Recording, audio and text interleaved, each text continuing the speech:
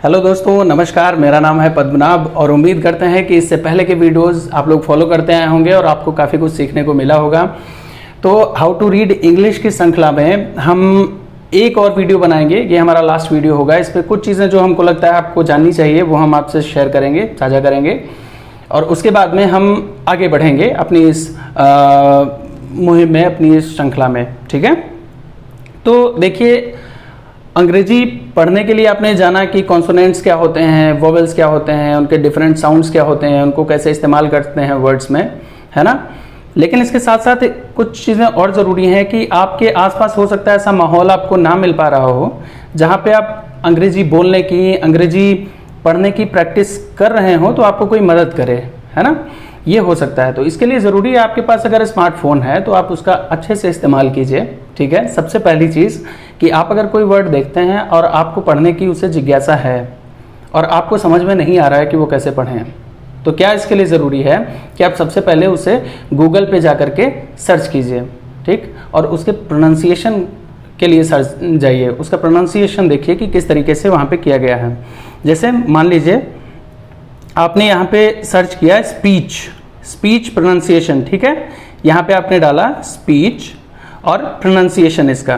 ठीक, यहाँ पे आपको सर्च रिजल्ट्स में क्या दिखेगा, ऐसे स्पीच को कैसे पढ़ते हैं, कैसे बोलते हैं, तो इस तरीके का एक बन के आएगा स्पीकर टाइप का। ठीक है, तो आपको उस पर जो है क्लिक करना है और ये बोल के आपको बताएगा कि ये किस तरीके से प्रोनाउंस किया जाता है। तो स्पीच तो एक वर्ड हो गया एग्जांपल के तौर पे, आप कोई भी वर्ड इस तरीके से वहाँ पे सर्च कर सकते हैं और आपको उसके रिजल्ट्स मिलेंगे।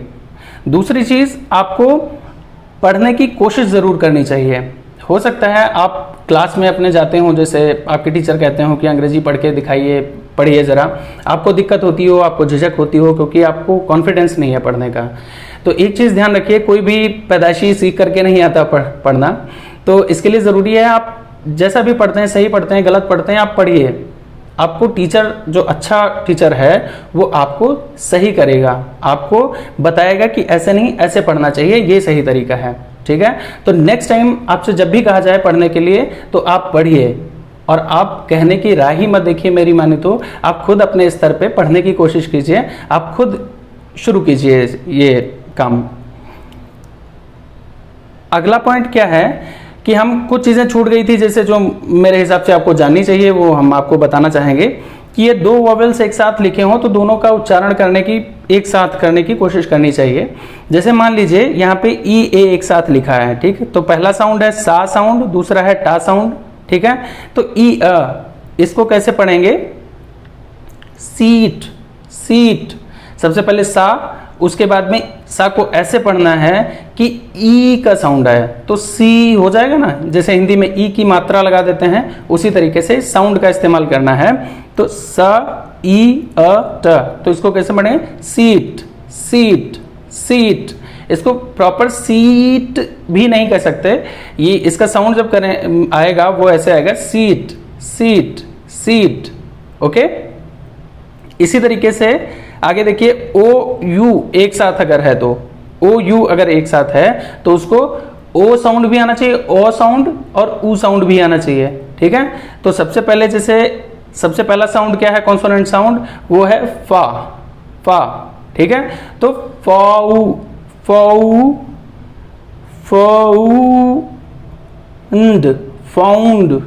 फाउंड, ये साउंड आएगा लास्ट में, फाउंड। आप अगर इसको फाउंड नहीं भी पढ़ पाते हैं, आप इसको फाउंड पढ़ते हैं, तब भी कोई गलत नहीं है। आपको कोशिश करते रहना चाहिए। कोई आपसे कुछ भी कहे, आपको इन चीज़ों पे ध्यान नहीं देना है। अगर वो आपको करेक्ट कर रहा है तब तो सही है, वरना कहने वाले तो कुछ भी कहते रहते हैं। आप बस ये शब्द याद करिए और इसको पढ़ने की कोशिश कीजिए। आप जैसे ही आपको याद हो जाएगा, आप खुद ब खुद इसका सही प्रोनाउंसिएशन जहां भी होता देखेंगे, आप खुद अपने आप को करेक्ट कर लेंगे। इसमें आपको कुछ करने की जरूरत नहीं पड़ेगी। जैसे देखिए, ई और अ एक साथ है तो उसको कैसे पढ़ेंगे, ई भी आए, आ भी आए, ई अ, तो ऐसे क्या होगा, हियर। वैसे ही जैसे ए और आई आए एक साथ तो कैसे होगा, ए। जैसे जेल है ना, ये हो गया जेल। अब देखिए, अगर दो कॉन्सोनेंट्स, अलग अलग कॉन्सोनेंट्स एक साथ लिखे रहते हैं तो उन दोनों कॉन्सोनेंट्स को ऐसे प्रोनाउंस करना चाहिए कि उनके बीच में कोई वोवेल ना आए, है ना। जैसे मान लीजिए आप फ्लैग, ठीक है, तो इसमें एफ और एल एक साथ लिखा है, मतलब फा और ला का साउंड एक साथ है, ठीक है। तो इसको कैसे पढ़ेंगे हम? फ्ला, फ्ला। ये चीज हम लोग ध्यान रखेंगे कि फा और ला के बीच में कोई भी कॉन्सोनेंट साउंड नहीं आना चाहिए, कोई भी वोवेल साउंड नहीं आना चाहिए। कैसे? फ्ला, फल नहीं हो सकता, फिल नहीं हो सकता, ऐसे कुछ भी मत पढ़ना आप। इसको एक में मिला करके पढ़ना, आधा फा और ला, फ्ला, फ्लैग। उसके बाद में ए का साउंड है और जी है, तो क्या हो गया? फ्लैग। इसी तरीके से टा और रा एक साथ है तो कैसे पढ़ेंगे? ट्रा, ट्रा, ट्रा। उसके बाद में यू लिखा है, यू ई, तो कैसे हो जाएगा? ट्रू। ट्रा को इस तरीके से पढ़ना कि ऊ साउंड आए, तो ट्रू, ट्रू, ठीक है। इसी तरीके से एस पी एक साथ है तो क्या हो जाएगा? Spa, spa, spa. और इसमें ओ का साउंड आएगा उसके बाद में ना, स्पा के साथ बाद में, तो स्पॉ, स्पॉ। उसके बाद में ट, स्पॉट, स्पॉट। तो इस तरीके से अगर दो अलग अलग कॉन्सोनेंट्स एक साथ लिखे हैं तो उनके बीच में ध्यान रहे, उनको बोलते समय कोई भी वोवेल बीच में ना लाएं। हमारे कई बच्चे ये गलती करते हैं कि वहाँ ई, ए या ऐसे ही जबरदस्ती घुसेड़ देते हैं बिना उस पर ध्यान दिए, तो ये आपको ध्यान देना है। यदि एक ही कॉन्सोनेंट दो बार एक ही अगल बगल लिखा हुआ है तो क्या करें? तब कैसे प्रोनाउंस करोगे? कंफ्यूज मत हो जाना। ये जैसे हिंदी में होता है ना, जैसे अल्लाह, आधा ला पूरा ला, है ना, उसी तरीके से समझ लो, आपको उसी कॉन्सोनेंट पे ज्यादा जोर देना रहता है, उसी कॉन्सोनेंट पे ज्यादा जोर देना रहता है। इस तरीके से जैसे मान लो कि एक आधा लिखा है और एक पूरा लिखा है, ठीक। जैसे मान लीजिए ये वाला, इसमें देखिए टी, टी जो है ये डबल है, तो इसको कैसे पढ़ेंगे? बिटर, बिटर, ठीक है। ये देख रहे हैं आप, तो यहां पे ऐसे इसको पढ़ने की कोशिश कीजिए, better, better, better performance, better person, ठीक है। अगला देखिए, जैसे कॉलेज, तो इसमें ला, डबल ला है ना, तो कॉलेज, कॉलेज, कॉलेज ऐसे पढ़ना है कि आधा ला का साउंड भी इसमें आए, इस तरीके से, ठीक है। College, college. आगे देखिए, इसमें देखिए डबल ना है ना, डबल एन है, तो Sinnar, Sinnar, he is a Sinner, Sinner ऐसे पढ़ेंगे इसको, ठीक। अब अगर बड़े बड़े शब्द हैं तो उनको कैसे पढ़ें?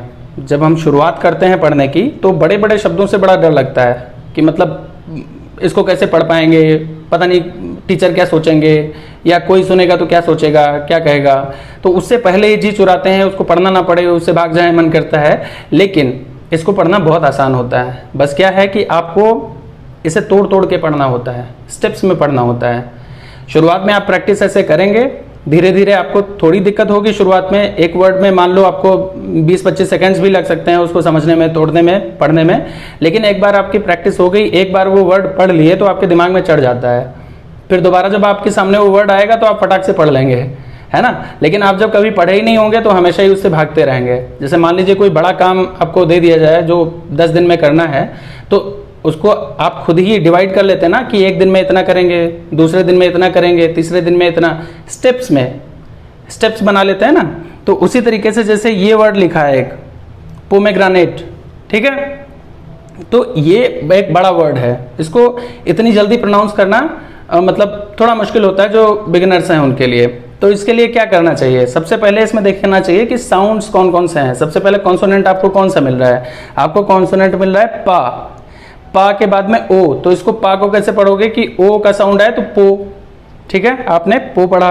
फिर मा साउंड मिल रहा है, माँ के बाद में ई, ई को ऐसे पढ़ना है कि ए साउंड आए, तो इसको कैसे पढ़ेंगे? में। अब दोनों को एक साथ मिला करके पढ़िए, पहले पो में, ठीक है, तो पो में इतना हो गया। अब इतना जो है आप इसको समझ लीजिए ये है ही नहीं, अब इतना आपको पढ़ना रह गया, ठीक है।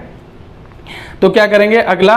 फिर जी आर ए आपने देखा है, इसको कैसे पढ़े? ग्रा, ग्रा, ग्रा, ठीक है।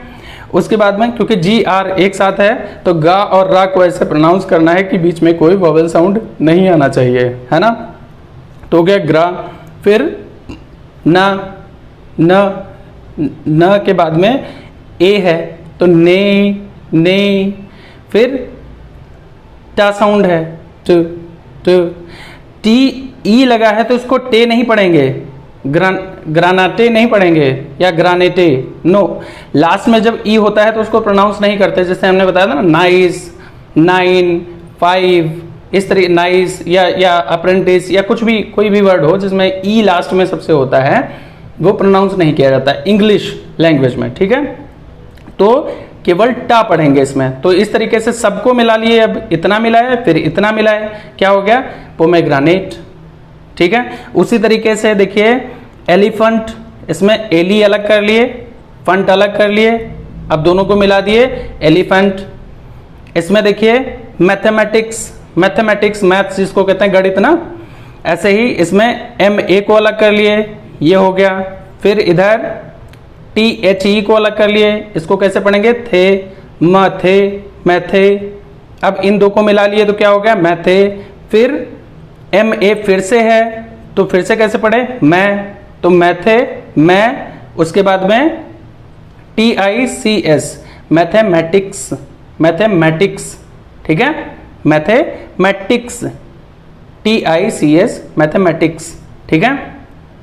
ये हो गया, आपने पढ़ा मैथमेटिक्स। अब जैसे आपने देखा कि ब्यूटीफुल, ठीक है, तो इसको कैसे तोड़ेंगे, बी, इसको अलग कर लिए, ओके। जैसे सीट हमने बताया था ना, ऐसे बी, ई भी आए, ए भी आए, हल्का सा बी। फिर यू साउंड, बीयू। फिर T I T, beauty. FUL, full, beautiful. तो ये जिस हिस्से को आप पढ़ते जाएं उसको एक में मिलाते जाएं। जैसे आपने यहां तक पढ़ा, मान लीजिए बी सबसे पहले, उसके बाद यू, तो पूरा मिला लीजिए बीयू। फिर टी भी पढ़ लिया तो ब्यूटी।